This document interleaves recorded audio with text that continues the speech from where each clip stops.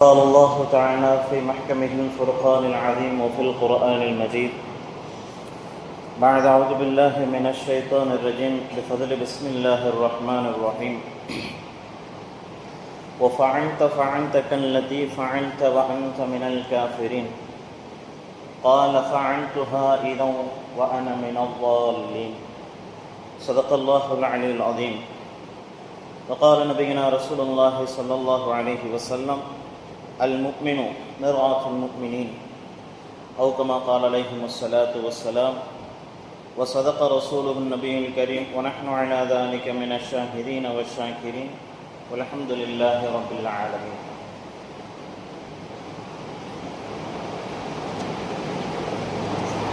الحمد لله. புகழனைத்தும் மிக வல்லவனாகி அல்லாஹ் ஒருவனுக்கே உரித்தாகட்டுமாக. ஏருலக தலைவர் எம்பெருமானார் முஹம்மது நாயகம் ஸல்லல்லாஹு அலைஹி வஸல்லம் அன்னவர்களின் மீதும் அன்னவர்களின் அடிச்சுவற்றை ஐந்தவராது பின்பற்றிய உத்தம சத்திய சஹாபாக்கள், தாபிஈன்கள், தபா தாபிஈன்கள், நாதாக்கள், ஷுஹதாக்கள், பெரும் பெரும் இமாம்கள், குறிப்பாக இந்த ஜும்மாவுடைய தினத்தன்று இறைவனது இல்லம் நாடி வந்து இருக்கும் என்னும் வரவிருக்கும் நம் அனைவர்களின் மீதும் அல்லாஹ்வினுடைய சாந்தியும் சமாதானமும் இன்றும் என்றும் என்றென்றும் நிலவிக்கொண்டே இருக்கட்டுமாக. ஆமீன். அல்ஹம்துலில்லாஹ். கண்ணியத்திற்குரிய அல்லாஹ்வின் நல்லடியார்களே, அல்லாஹு தஆலா இந்த உலகத்தை படைத்து பலவிதமான படைப்பினங்களுக்கு மத்தியில் இந்த மனித வர்க்கத்தை படைத்து இந்த மனிதனுக்கு என்று ஒரு சில குணாதிசயங்களை அல்லாஹு தஆலா கொடுத்திருக்கின்றான். இந்த மனித தன்மை என்று சொல்லக்கூடிய நம்மளுடைய குணாதிசயங்கள் நம்மளை எந்த அளவுக்கு நேர்வழிப்படுத்த வேண்டும், எந்த அளவுக்கு நேர்வழியிலிருந்து தவற விட வேண்டும் என்பது நம்மளுடைய நடைமுறைகளை பொறுத்து நம்மளுடைய வாழ்க்கை அமைந்து கொள்ளும். இனியத்திற்குரியவர்களே, அல்லாஹு தஆலா கொடுக்கப்பட்ட இந்த மனித தன்மை என்பதில், மனிதனுடைய குணங்கள் என்பதில் தவறு என்பது மனிதனுடைய அசல் தன்மை. ஒரு மனிதன் தவறிழைக்காத மனிதன் யாராவது இருப்பாங்களா அப்படின்னு பார்த்தோம் அப்படின்னு சொன்னால், தவறிழைக்காத மனிதன் என்பது யாருமே கிடையாது. எம்பெருமானார் நாயகம் ஸல்லல்லாஹு அலைஹி வஸல்லம் அவர்கள் சொல்லி காட்டும் பொழுது, குல்லு பனி ஆதம ஹத்தாஉன், ஒவ்வொரு ஆதம் அலைஹிஸ்ஸலாம் அவர்களுடைய எல்லா மக்கள்களுமே, அதாவது ஆதம் அலைஹிஸ்ஸலாம் அவர்களுடைய எல்லா மக்களும் என்று சொல்லிவிட்டால், இந்த உலகத்தில் ஆதம் அலைஹிஸ்ஸலாம் அவர்கள் முதல் கொண்டு கியாமத் நாள் வரை வரக்கூடிய அனைத்து ரூஹுகளுக்கும், மனிதர்களுக்கும், அவன் இஸ்லாமியனாக, கிறிஸ்துவனாக, இந்துவாக, இல்லை கடவுளை மறுப்பவராக, யாராக வேண்டுமானாலும் இருந்தாலும் சரிதான், கியாமத்து நாள் நெருங்கும் வரை, கியாமத்து நாள் இந்த உலகம் அழியும் வரை யார் யாரெல்லாம் இந்த உலகத்திலே பிறந்து வாழ்கின்றார்களோ அத்தனை பேர்களும் பனி ஆதம், ஹஜ்ரத் ஆதம் அலைஹிஸ்ஸலாம் அவர்களுடைய மக்கள் தான். குல்லு பனி ஆதம ஹத்தாஉன், நாயகம் ஸல்லல்லாஹு அலைஹி வஸல்லம் சொல்றாங்க, பனி ஆதம் அலைஹிஸ்ஸலாம் அவர்களுடைய மனிதர்கள், பிள்ளைகள் ஒவ்வொருவர்களும் தவறிழைக்கக்கூடியவர்கள் தான். அப்ப தவறிழைக்காத மனிதன் என்று யாரையுமே சொல்லவே முடியாது. ஒவ்வொரு நபிமார்களும் தங்களுடைய வாழ்க்கையிலே ஒவ்வொரு சில தவறுகளை இழைப்பார்கள். இதுவெல்லாம் எதற்காக வேண்டி உண்டான உதாரணம் என்று சொன்னால், மனிதனுடைய மனித தன்மை கொண்டவர்கள் தான் நபிமார்களும் ரசூல்மார்களும் என்பதை அல்லாஹு தஆலா சுட்டி காட்டுவதற்காகவே நபிமார்கள் சில அவர்களுடைய வாழ்க்கை வரலாறுகளிலே சில தவறுகள் நடைபெற்று இருப்பதாக சுட்டி காட்டப்படுகின்றது. கண்ணியத்திற்குரியவர்களே, இந்த தவறுகள் என்பது நாயகம் ஸல்லல்லாஹு அலைஹி வஸல்லம் அவர்களும் சொல்லிட்டாங்க, அல்லாஹும் இதனுடைய தன்மையை இந்த மனிதனுக்கு என்று கொடுத்து அனுப்புகின்றான். ஏன்னா அல்லாஹு தஆலா நமக்கு ஆரம்பத்தில் ஒரு வரலாறுகள் சரித்திரம் நம்மெல்லாம் படிச்சிருப்போம், கேள்விப்பட்டு இருப்போம்.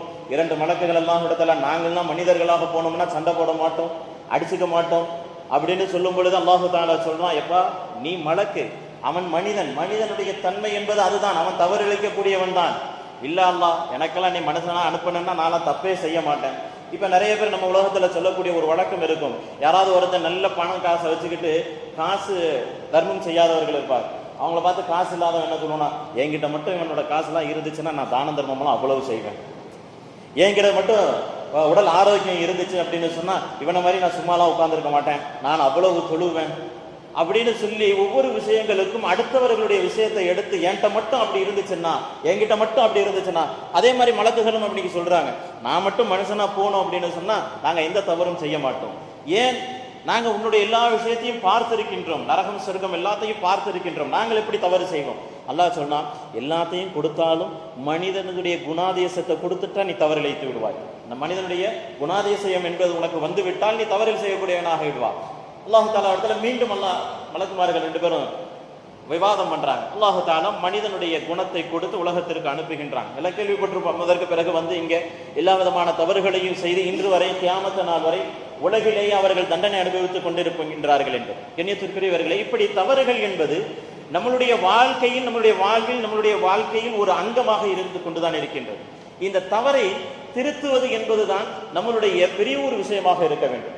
குல்லு பனி ஆதம ஹத்தாவும், இந்த பனி ஆதம் அலைஹிஸ்ஸலாம் அவர்களுடைய பிள்ளைகள் எல்லாம் தவறிழைக்கக்கூடியவர்கள் தான். வஹைரு பனில் ஹத்தாவ, அதாவது அந்த ஹத்தாவன் தவறிழைக்கக்கூடியவர்களில் சிறந்தவர்கள் யார் என்று சொன்னால் அத்தவ்வாபீன என்பதாக நாயகம் ஸல்லல்லாஹு அலைஹி வஸல்லம் அவர்கள் சொல்வார்கள்.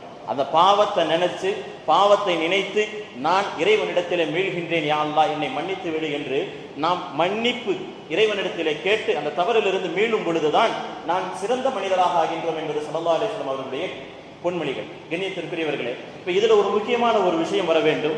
இந்த தவறுகள் என்பது நமக்கு எப்படி தெரியும்? இந்த தவறு நாம செய்யறோம் அப்படின்றது ஒரு நேரம் இருக்கும்.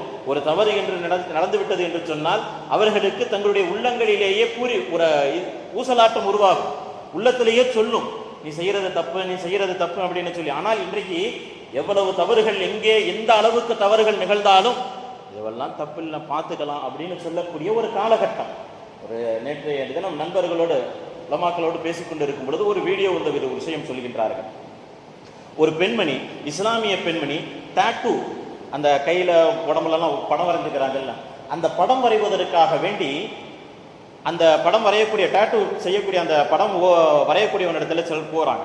இந்த பெண்மணி போகக்கூடிய நேரத்துல அந்த மனிதன், அந்த டாட்டூ போடக்கூடியவன் கேட்கறான், ஏமா முஸ்லீம் பொண்ணா இருக்கிறீங்களே, முஸ்லீம்ல இதெல்லாம் ஹராம்னு சொல்லி இருக்கிறாங்களே, முஸ்லீம்ல இதெல்லாம் ஹராமாச்சே, நீங்க முஸ்லீம் பிள்ளையா இருக்கிறீங்க, புர்கா போட்டுக்கிட்டு வரீங்க, நீங்க டாட்டூ விடுறீங்களே, இது உங்களுக்கு ஹராம் ஆயிடுச்சே அப்படின்னு சொல்லி ஒரு காஃபிரானவன், அல்லாஹுடைய லானத்திற்கு, சாபத்திற்கு ஆளானவன். ஏனென்று சொன்னால் இந்த டாட்டூ விடுபவர்களையும் அல்லாஹு தஆலா சபிக்கின்றான். அல்லாஹ் நாயகம் ஸல்லல்லாஹு அலைஹி வஸல்லம் சொன்ன ஹதீஸ், டாட்டூ போடுபவர்களையும் டாட்டூ போட்டு விடுபவர்களையும் சபிக்கின்றான், அல்லாஹுடைய சாபத்திற்குள்ளானவர்கள் என்பதாக ஸல்லல்லாஹு அலைஹி வஸல்லம் அவர்கள் சொல்லியிருக்கின்றார்கள். அவன் கேட்கிறான், ஒரு இஸ்லாமிய பெண்மணியாக இருந்து கொண்டு ஹராமான ஒரு காரியத்தை செய்வதற்காக வேண்டி இங்க வந்திருக்கிறியே அப்படின்னு கேட்கும் பொழுது அந்த பெண்மணி சொல்றாங்க, எங்க இஸ்லாத்துல இதுவும் ஹராம் தான், அதே மாதிரி இஸ்லாத்துல அடுத்தவங்களை ஏமாத்துறதும் ஹராம் தான், அதே மாதிரி இஸ்லாத்துல ஜினா செய்யறதும் ஹராம் தான், அதே மாதிரி இஸ்லாத்துல கோல் சொல்றது, இது மாதிரி எவ்வளவோ தவறுகள் நடந்து பெற்றுக் கொண்டுதான் இருக்கிறது, ஹராமான காரியங்கள். அதனால நான் இதை செய்யறதுனால ஒரு பெரிய விஷயம் ஆயிட போறதில்ல, உலகத்துல எவ்வளவோ தவறுகள் நடந்து கொண்டுதான் இருக்கிறது, அந்த மாதிரி இதையும் நான் செஞ்சுட்டு போறேன் அப்படின்னு சொல்லி அந்த பெண்மணி, இஸ்லாமிய போர்வைகள் இருக்கக்கூடிய அந்த பெண்மணி அல்லாஹ்வுடைய சாபத்தை அந்த இடத்திலே வாங்கி கொண்டு வருகின்றார். கண்ணியத்துக்குரியவர்களை சிந்தித்து பார்க்க வேண்டும். இந்த நேரத்தில் அல்லாஹ் ஒரு சான்ஸ் கொடுப்பான். மனிதர்களுக்கு எப்பவுமே ஒரு சான்ஸ் ஒன்று வரும். அந்த சான்ஸ் எப்படியாவது யாரிடத்துல இருந்தாவது வரும். இந்த பெண்மணிக்கு அல்லாஹ் தஆலா அந்த டாட்டூ விடக்கூடியவன் மூலமாக ஒரு சான்ஸ் கொடுக்குறான். கடைசி நேரத்தில் ஒரு நொடி, நீ இப்ப நல்ல வழியில போறியா, தீமையான வழியில போறியா, உனக்கு நல்லது எது கெட்டது எதுன்றது அல்லாஹு தஆலா காண்பிக்கக்கூடிய ஒரு சூழ்நிலை வரும். அது எப்படிப்பட்ட சூழ்நிலை என்று சொன்னால் அடுத்தவர்கள் நம்மளுடைய குறைகளை எடுத்து சொல்லக்கூடிய ஒரு நேரம், அடுத்தவர்கள் நம்மிடத்தில் நடைபெறக்கூடிய ஒரு தவறை எடுத்து நம்மளிடத்தில் சுட்டி காட்டக்கூடிய ஒரு நேரம். அந்த மாதிரி ஒரு நேரம் வரும் பொழுது நாம் நம்மளுடைய தவறுகளை திருத்தும் பொழுது ஸல்லல்லாஹு அலைஹி வஸல்லம் சொன்னாங்கல்ல, வஹைருல் ஹத்தாயின், தவறு செய்யக்கூடியவர்களிலே சிறந்தவர்கள் அத்தவ்வாபீன், அந்த சுட்டி காட்டக்கூடிய தவறை நான் தவறுதான் செய்கின்றேன் என்ற ஒரு விஷயத்தை எடுத்துக்கொள்ள வேண்டும். நம்மளுடைய உள்ளத்திலே எப்பொழுது எடுத்துக்கொள்கின்றோமோ, ஆம் இது தவறு, இந்த தவறை இனிமேல் நான் செய்ய மாட்டேன், இன்றிலிருந்து நான் திரிந்து கொள்கின்றேன் என்பதாக இறைவனிடத்திலே பாவ மன்னிப்பு கேட்டு திருந்த பொழுதுதான் நாம் சிறந்த மனிதர்களாக ஆகின்றோம். கண்ணியத்திற்குரியவர்களே, ஒவ்வொரு தவறு செய்பவர்கள் எத்தனை பேரால் ஹஜ்ரத் மூஸா அலைஹிஸ்ஸலாம் அவர்கள் ஃபிரௌன் இடத்துல போய் நின்றுகிட்டு ஃபிரௌன் இடத்துல போய் சொல்றாங்க, மூசா, ஃபிரௌனே, அல்லாஹ் ஒருவன் தான், நான் அல்லாஹ்வுடைய தூதுவர், நான் அல்லாஹ்வுடைய ரசூல், என்னை ஏற்றுக்கொள், நான் சொல்வதை ஏற்றுக்கொள் என்பதாக சொல்லும் பொழுது, மூசாவே நீ எல்லாம் தூதுவன் என்பதை என்கிட்ட சொல்ற. இப்ப ஃபிரௌன் சொல்லக்கூடிய வார்த்தை, மூசாவே நீ எல்லாம் தூதுவர் ரசூல் என்பதாக என்னிடத்துல சொல்ற, உன்னுடைய பழைய காலம் உனக்கு நினைவு இருக்குதா? நீ என்னிடத்துல வளர்ப்பு மகனாக வளர்ந்த அந்த நேரத்தில் நீ ஒரு காரியம் செய்த உனக்கு ஞாபகம் இருக்குதா? ஹஜ்ரத் மூஸா அலைஹிஸ்ஸலாம் அவர்கள் ஒரு வாலிபராக இருக்கக்கூடிய நேரத்தில் வீதியில சென்றுகிட்டு இருப்பாங்க. இரு நபர்களுக்கு மத்தியிலே சண்டை நடக்கும். சண்டை நடக்கும் பொழுது அதிலே சக்தி பெற்றவன் ஒரு முடியாதவனை போட்டு அடிச்சிருவான். அடிச்ச உடனே அவன் கீழே விழுந்து கிடப்பான். ஹஜ்ரத் மூசா அலைஹிஸ்ஸலாம் அவர்கள் போய் அதை முடியாதவனை காப்பாற்றி தூக்கி வச்சுக்கிட்டு இவர்களுக்கு கோபம் வந்திருக்கும். ஏன்னா உன்னால இவ்வளவு பெரிய தெம்பாலா இருக்கிற ஒரு முடியாதவனை வலியவனை போட்டு அடிச்சுட்டே அப்படின்னு சொல்லி ஹஜ்ரத் மூசா அலைஹிஸ்ஸலாம் ஓங்கி ஒரு குத்து விடுவாங்க. அவன் அதே இடத்திலே மரணித்து விடுவான். இதற்காக வேண்டி மூசா அலைஹிஸ்ஸலாம் அவர்கள் ஊரா வெளியூர்லாம் போயிட்டு வருவாங்க. அதற்கு கடைசியில் ஃபிரௌனுடைய வளர்ப்பு மகன் ஃபிரௌனுடைய இடத்துல இருக்கிறதுனால ஹஜ்ரத் மூசா அலைஹிஸ்ஸலாம் அப்படியே அங்க வந்து உட்காருவாங்க. அப்ப மூசா அலைஹிஸ்ஸலாம் அவர்கள் பிற்காலத்துல ஃபிரௌன் இடத்துல போய் ஏகத்துவத்தை எடுத்து வைக்கும் பொழுது ஃபிரௌன் சொல்றான், எப்ப நின்று மறந்துட்டியா, நீ அல்லாஹ்வுடைய ரசூல்கிட்டலாம் வர, இதற்கு முன்னாடி நீ ஒரு காரியம் செஞ்சிய ஞாபகம் இருக்கதா, ஒரு கொலையெல்லாம் செஞ்சிருக்க, நீயே மறுப்பாளன், நீயே காபிராக இருந்துகிட்டு இந்த கொலையெல்லாம் செஞ்சிருக்கிற, அப்படி இருக்கும் பொழுது நீ எப்படி ரசூலாக ஆக முடியும்? ஹஜ்ரத் மூசா அலைஹிஸ்ஸலாம் அவர்கள் அப்படியே நிற்கிறாங்க.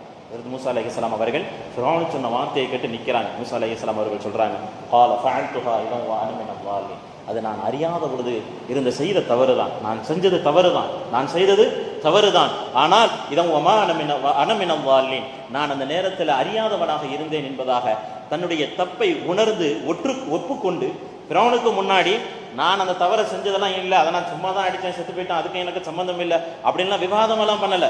இன்னைக்கு இருக்கக்கூடியவர்கள் இடத்துல நாம் ஒரு தவறுகளை சொல்லும் பொழுது என்னென்ன காரியங்கள் நடக்கும்.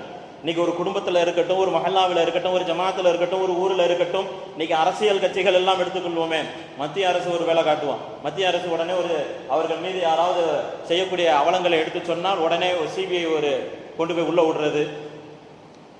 இன்னைக்கு மாநில அரசுலேயே அதான் நடந்துகிட்டு இருக்கு. எவனும் ஒரு குறைகளை இவர்கள் சரியான முறையில் குறைகளை செய்கின்றார்கள் என்பதாக சொல்ல முடியாது, குறைகளை எடுத்து காட்ட முடிய மாட்டேங்குது. ஏன் அப்படின்னு சொன்னா, குறைகளை காட்டினால் அவதூறு பரப்பினார் என்பதாக சொல்லி அவனை அரெஸ்ட் பண்ணி கக்கூசுல வலிக்க விழுந்துட்டான், பாத்ரூம்ல வலிக்க விழுந்துட்டான்னு கையை காலை போட்டு உடைக்கிறது, தப்பிச்சு ஓடிட்டான் அப்படின்னு சொல்லி சுட்டு பிடிக்கிறது.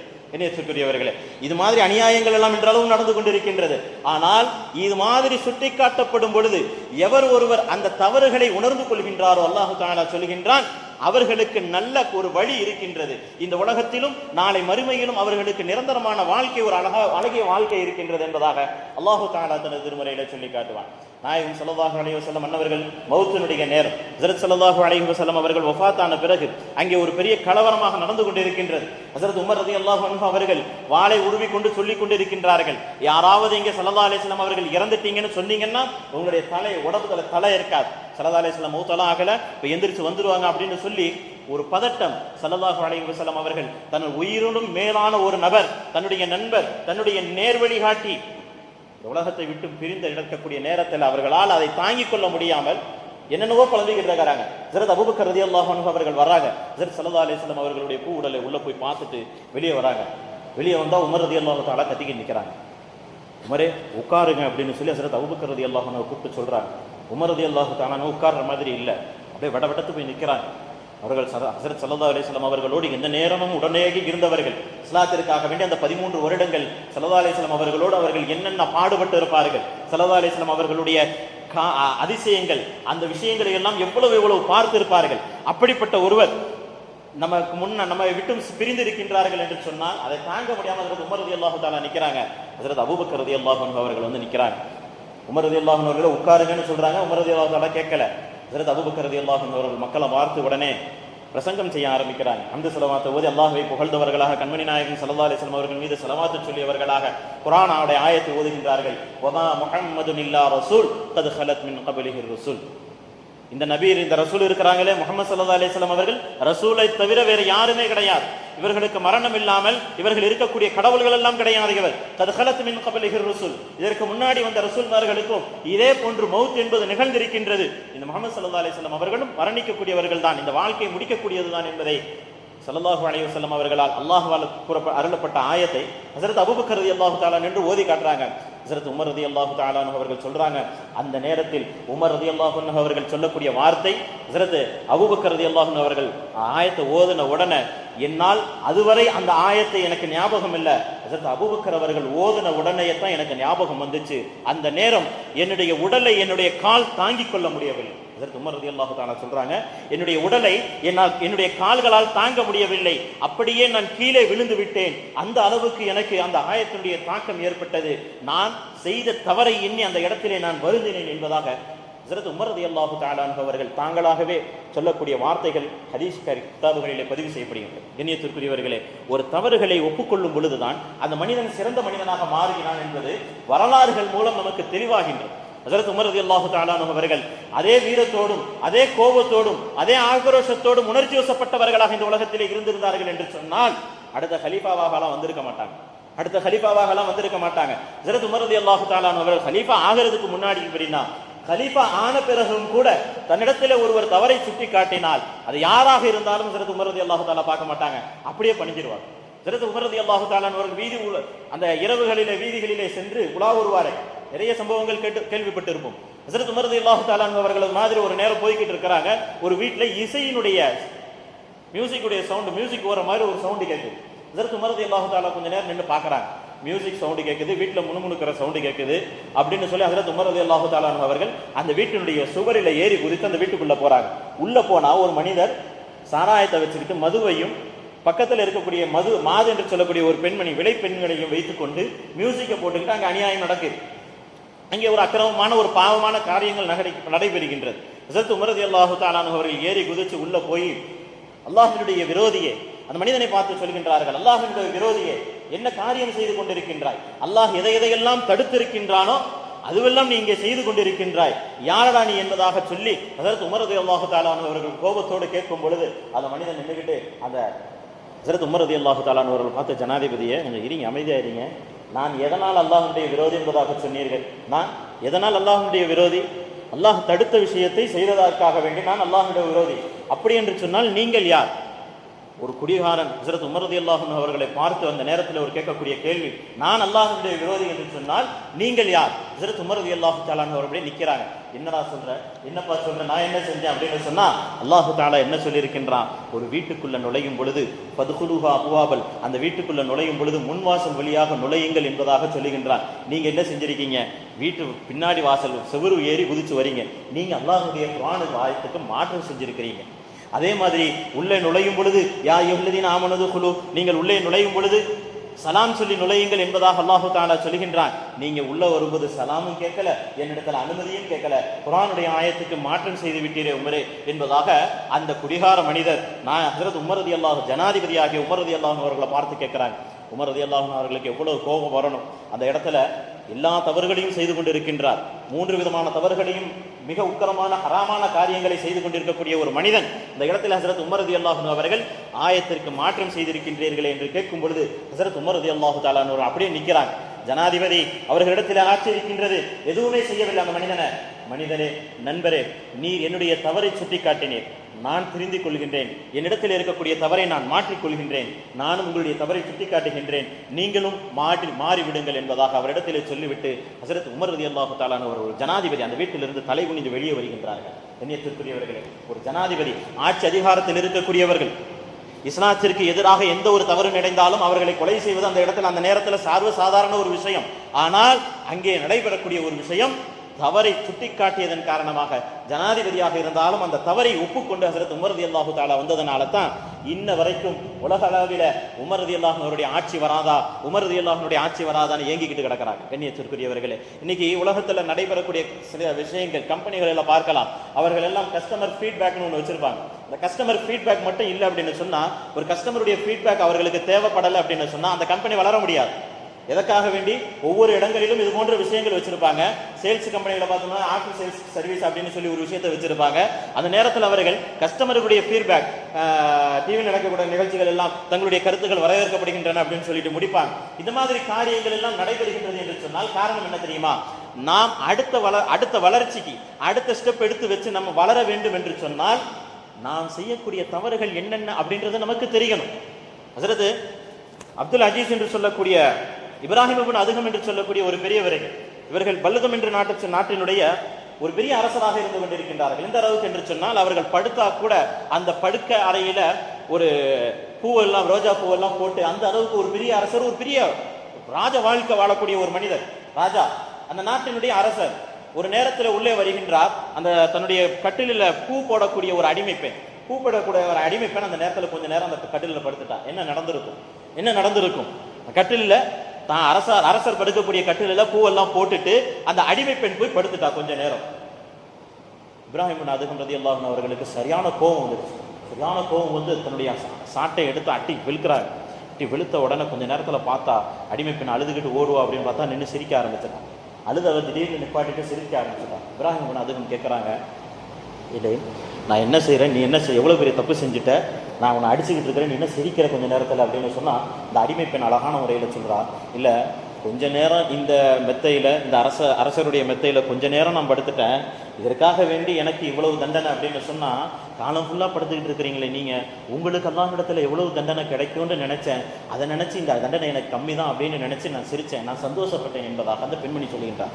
என்ன சொல்கிறேன் நீனு, இதில் படுப்பதனால எனக்கு என்ன இது ஆகிட போடுது, நான் அரசராக இருந்தாலும் சரி, யாராக இருந்தாலும் சரி, தேவையற்ற ஆடம்பர வாழ்க்கை இஸ்லாத்தில் கிடையாது, அல்லாஹ் ஒருவன் தான் என்ற ஒரு விஷயத்தை அந்த அடிமை பெண் எடுத்து சொல்லும் பொழுது அந்த இப்ராஹிம் இப்னு அதுகம் ரலியல்லாஹு அன்ஹு அவர்கள் தன்னுடைய வாழ்க்கை சரித்திரத்திலே எழுதி வைக்கின்றார்கள். அந்த அடிமையினுடைய சொல் அல்லாஹு தஆலா குர்ஆனுடைய ஆயத்திலே சொல்லுவான், எவர் ஒருவர் நம்மளுடைய உபதேசங்களை கேட்டு அவர்கள் மனம் மாறிக்கொள்கின்றார்களோ அவர்களுக்கு அழகிய நற்கூலி இருக்கும் என்பதாக சொல்லும் பொழுது சொல்லி காட்டுவதை போல அந்த அடிமை பெண்ணுடைய அந்த சொல் என்னுடைய தவறை அந்த நேரத்தில் திருத்தி காட்டியதன் காரணமாக அந்த அரச சபையை விடுகின்றார்கள், அரசாட்சியை விடுகின்றார்கள். கடைசியில துறவியாக வாழ்ந்து இஸ்லாத்தில் பெரும் துறவி ஹஸரத் இப்ராஹிம் இப்னு அதுகம் ரலியல்லாஹு அன்ஹு அவர்கள் என்ற பெயரை எடுக்கின்றார்கள். கண்ணியத்திற்குரியவர்களே, ஒவ்வொரு இஸ்லாமியுடைய பின்புறத்திலும் இருக்கக்கூடிய ஒரு முக்கியமான விஷயம், தாங்கள் செய்த தவறுகளை எடுத்து காட்டும் பொழுது, சுட்டி காட்டப்படும் பொழுது அந்த தவறுகளை ஒப்புக்கொண்டு அதிலிருந்து திருந்தி தங்களுடைய வாழ்க்கையை சரியான பாதையில் அமைத்துக் கொள்வதுதான் ஒவ்வொரு மனிதர்களுடைய விஷயத்திலும் இருக்கக்கூடிய மிகப்பெரிய வெற்றி. கண்ணியத்திற்குரியவர்களே, இது மட்டும் இல்லை அப்படின்னு சொன்னா, அந்த தவறை மட்டும் நான் ஒப்புக்கொள்ள மாட்டேன் அப்படின்னு சொன்னா, கண்மணி நாயகம் ஸல்லல்லாஹு அலைஹி வஸல்லம் சொல்லுவாங்க, அல் முஃமினு மிராத்துல் முஃமினின், ஒரு முஃமின் இன்னொரு முஃமினுக்கு கண்ணாடியை போன்றவர்.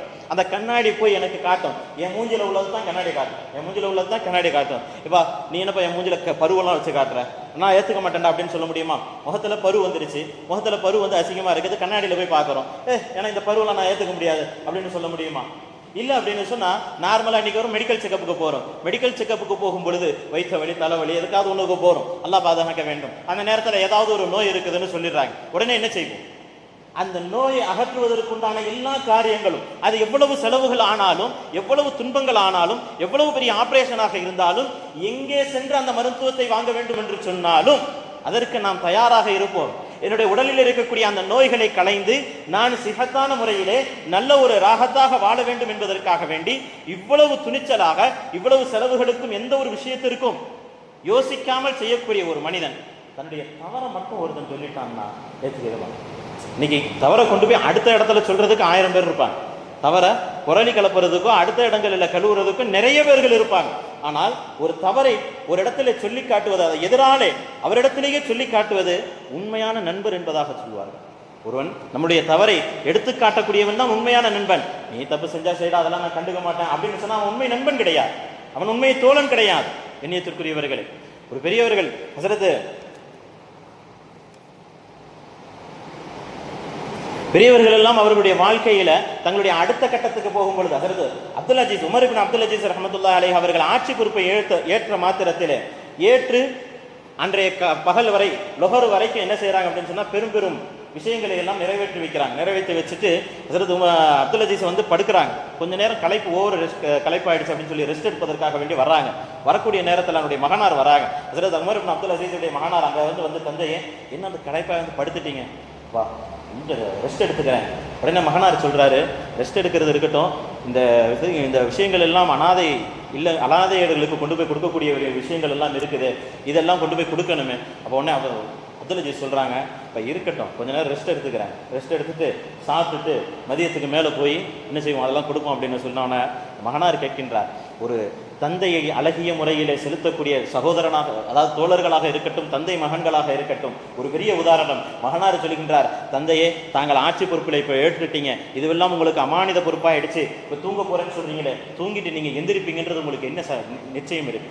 தூங்கி நீங்கள் மீண்டும் எழுந்திருப்பீர்கள் என்பதற்கு என்ன நிச்சயம் இருக்கின்றது, உத்தரவாதம் இருக்கின்றதா?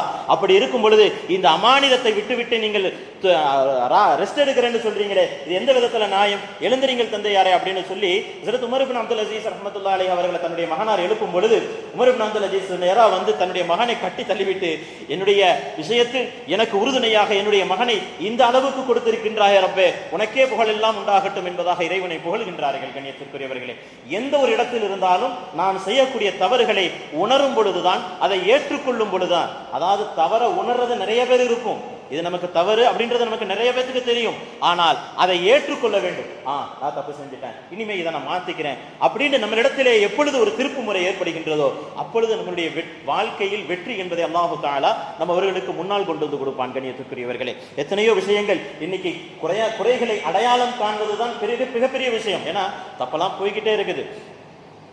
அதாவது நீங்க ஒரு சூழ்நிலை எப்படி அப்படின்னு சொன்னா, ஒரு மனிதன் இரண்டாவது கல்யாணம் பண்ணிக்கிறான். ஒரு மனிதன் ஒரு மனைவி இருக்கும் பொழுது இரண்டாவது கல்யாணம் பண்ணிக்குவான். அந்த மனிதன் என்ன சொல்லுங்க உலகம்? அந்த மனிதன் என்ன சொல்லுங்க? வீணா போனவன் ரெண்டாவது கல்யாணம்லாம் பண்ணிக்கிறான், இருக்கிற பொண்டாட்டியை விட்டுட்டு இன்னொரு கல்யாணம் பண்ணிக்கிட்டு சுற்றுறான் அப்படின்னு சொல்லுவோம். அதே மனிதன் ஜினா செய்கிறான் அப்படின்னு சொன்னான், ஆமாம் ஊர்வலத்தில் இல்லாததையா பண்ணுறான், ஊர்வலத்தில் இல்லாததையா பண்ணுறான், பண்ணிட்டு போகிறான் அப்படின்னு சொல்லி தவறுகளை சுட்டி காட்டி அவனை திருத்துவதை விட அந்த தவறை பழக்கமாக்கி கொண்டு யார் வேண்டுமானாலும் செய்து கொள்ளலாம், நாம் அந்த தவறுகளை செய்வதனால் எந்த ஒரு விஷயமும் உருவாக போவதில்லை என்பதாக நாம் ஒரு மாயை உருவாக்கி அந்த உலகத்தில் வாழ்ந்து கொண்டிருக்கின்றோம். நான் சொன்னல, அந்த பெண்மணி அந்த டாட்டு விடக்கூடிய ஒரு இடத்துல சொல்லக்கூடிய வார்த்தைகள் இதே இஸ்லாமிய சமுதாயத்தில் ஜினாவும் ஹராம் தான், மதுவும் ஹராம் தான், ஏமாற்றுவதும் ஹராம் தான், அக்கிரமம் செய்வதும் ஹராம் தான், இதுவெல்லாம் இஸ்லாத்தில் நடந்து பெற்றுக் கொண்டுதான் இருக்கின்றது. எல்லாரும் செய்துகிட்டு தான் இருக்கிறாங்க. எனக்கு இந்த டாட்டு விடுவதும் ஹராம் தான், பரவாயில்ல நானும் செஞ்சுட்டு போறேன் அப்படின்னு சொல்லி அவள் செய்யும் பொழுது நமக்கு கோபம் வரும். ஆனா நமக்கு அந்த வீடியோ பார்த்தா கோபம் வரும், அந்த வீடியோக்கு இந்த செய்தியை கேள்விப்பட்டா கோபம் வரும். ஆனால் நாம் நம்மளுடைய தவறுகளை திருத்த வேண்டும் என்று சொன்னால் அதெல்லாம் முடியாது. எங்களிடத்தில் அதெல்லாம் சொல்லாதீங்க, நான் என்ன தவறு செய்து விட்டேன் என்பதாக ஒவ்வொருவர்களும் யோசிப்போம். கண்ணியத்திற்குரியவர்களே, கண்மணி நாயகம் ஸல்லல்லாஹு அலைஹி வஸல்லம் சொல்லும் பொழுது வகைருல் ஹத்தாயின், தவறிழைப்பவர்களில் மிகச் சிறந்தவர்கள் அத்தவ்வாபீன், அந்த தவறுகளில் இருந்து மீண்டு தன்னை திருத்திக் கொண்டு இறைவனிடத்திலே தௌபா செய்து மீள்பவர்கள் தான் என்பதை ஸல்லல்லாஹு அலைஹி வஸல்லம் அவர்கள் சொல்லியிருக்கின்றார்கள். நேயர்களே, அந்த அடிப்படையில் இன்ஷா அல்லாஹ் நம்மளுடைய வாழ்க்கையில் நாம் இப்பொழுது மாறினோம் என்று சொன்னால் இன்ஷா அல்லாஹ் சந்ததிகள் மாறும். நம்மளுடைய தவறுகளை நினைத்து இறைவனிடத்திலே வருந்தி இறைவனிடத்திலே கையேந்தி, யா அல்லாஹ் எங்களுடைய தவறுகளை திருந்தி நாங்கள் வாழக்கூடிய வாய்ப்பினை எங்களுக்கு தந்தருள்வாயாக இறைவனிடத்திலே துஆ கேட்கும் பொழுது அல்லாஹு தஆலா நமக்காக வேண்டி பற்பல நறு விஷயங்களை அல்லாஹு தஆலா வைத்திருக்கின்றான். வாழ்க்கையில் சுபசோபனங்களை அல்லாஹு தஆலா வைத்திருக்கின்றான். அதையெல்லாம் பெற்ற அடியார்களாக அல்லாஹு தஆலா நம்மையும் நம்முடைய சந்ததிகளையும் ஆக்கி வைப்பானாக. வாஹிரு தஅவானா அல்ஹம்துலில்லாஹி ரப்பில் ஆலமீன். அஸ்ஸலாமு அலைக்கும் வரஹ்மத்துல்லாஹி வபரகாத்துஹு.